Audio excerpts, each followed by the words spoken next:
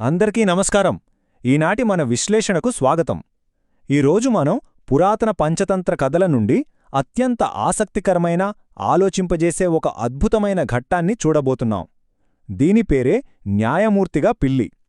వినడానికి ఏదో చిన్నపిల్లల పిట్టకథలా అనిపించినా ఇది మన మానవ నైజాన్ని, మనం రోజూ చేసే తప్పులను అద్దం పట్టి చూపే ఒక గొప్ప పాఠం.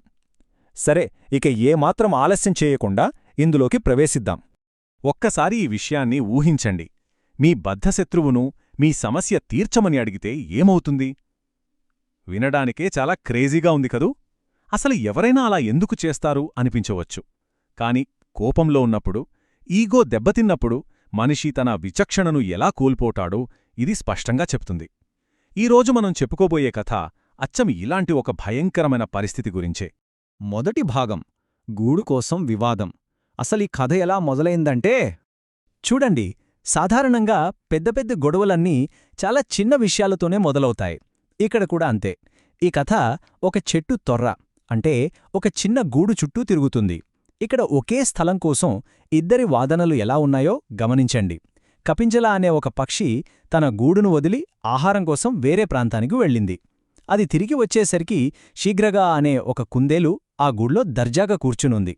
ఇది నా ఇల్లు, నేనెక్కడే ఉండేవాణ్ణి అని పక్షి గట్టిగా వాదిస్తే, నువ్వు వదిలేసి వెళ్ళిపోయావు కదా, కాబట్టి ఇప్పుడిది నాదే అని కుందేలు ఎదురు తిరిగింది. ఇద్దరూ ఈ చిన్న గొడవలో పడిపోయి అసలు నిజాన్ని చూడలేకపోయారు.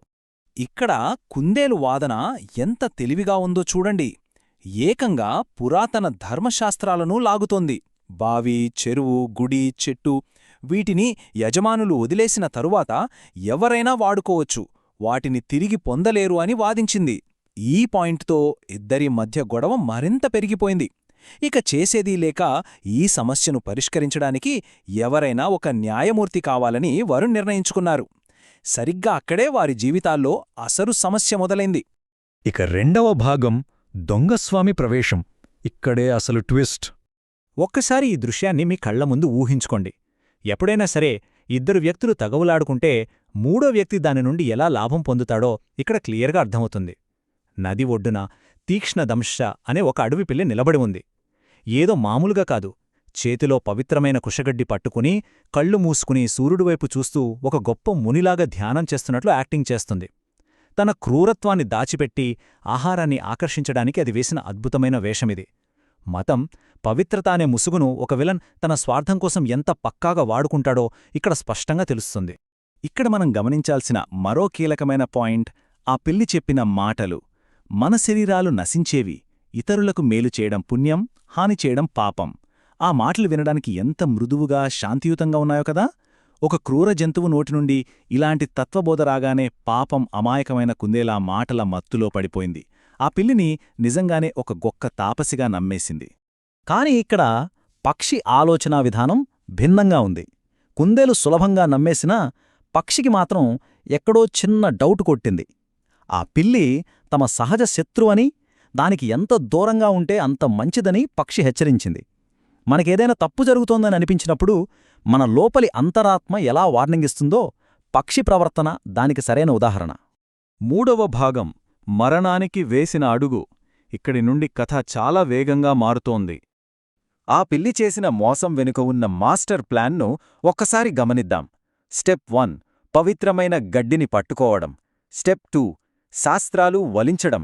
స్టెప్ 3, తనకు చెవుడు ఉన్నట్లు నటించడం. ఇక ఫైనల్ స్టెప్, తన ఎరను తన నోటి దగ్గరకు రప్పించుకోవడం. ఇది ఎంత పక్కాగా ప్లాన్ చేసిన వ్యూహమో చూసారా? ఇక్కడ ఒక తీవ్రమైన ఉత్కంఠ నెలకొంది. అసలు వారు ఆ దొంగస్వామి వేషాన్ని పసిగట్టగలరా? పక్షికి ఉన్న అనుమానం వారిని కాపాడుతోందా, లేక ఆ మాయమాటలు వారి ప్రాణాలు తీస్తాయా? ఇక్కడే అసలైన సస్పెన్స్ దాగి ఉంది. అనుకున్నదే జరిగింది. అయ్యా, నాకు వయస్సు పైబడింది, సరిగ్గా వినిపించడం లేదు, మీరు నా మాట నమ్మండి, కొంచెం దగ్గరకు వచ్చి మీ సమస్య ఏమిటో నా చెవిలో చెప్పండి అని పిల్లి ఎంతో వినయంగా యాక్టింగ్ చేసింది. ఆ మాటలకు ఆ రెండు జంతువులు కరిగిపోయి కొంచెం దగ్గరికి వెళ్ళగానే అంతే, క్షణాల వ్యవధిలో పిల్లి తన ముసుగు తీసేసింది. ఒకే దెబ్బతో పక్షిని, కుందేలును రెండింటినీ చంపేసి తినేసింది. నాల్గవ భాగం, నీతిశాస్త్రం. ఆలోచించి అడుగు వెయ్యి. అసలు నీతిశాస్త్రం అంటే ఏమిటి? చాలామంది ఇవి కేవలం కొన్ని పురాతన శ్లోకాలు మాత్రమే అనుకుంటారు. కాని కాదు, ఇది సరైన ప్రవర్తన, ఆచరణాత్మక జీవిత సలహాలు మరియు వ్యూహాత్మక ఆలోచనలను నేర్పించే అద్భుతమైన కళ. సింపుల్గా చెప్పాలంటే, బయట ప్రపంచంలో మోసపోకుండా ఎలా బతకాలో నేర్పించే స్ట్రీట్ స్మార్ట్స్ ఇవి. అడుగడుగునా పొంచి ఉన్న ప్రమాదాల నుండి మనల్ని మనం ఎలా రక్షించుకోవాలో ఇది క్లియర్గా చెబుతుంది. మూల గ్రంథంలో చెప్పబడిన అసలైన నీతి ఇక్కడే ఉంది. కుందేలు, పక్షి ఇద్దరూ నాశనమయ్యారు.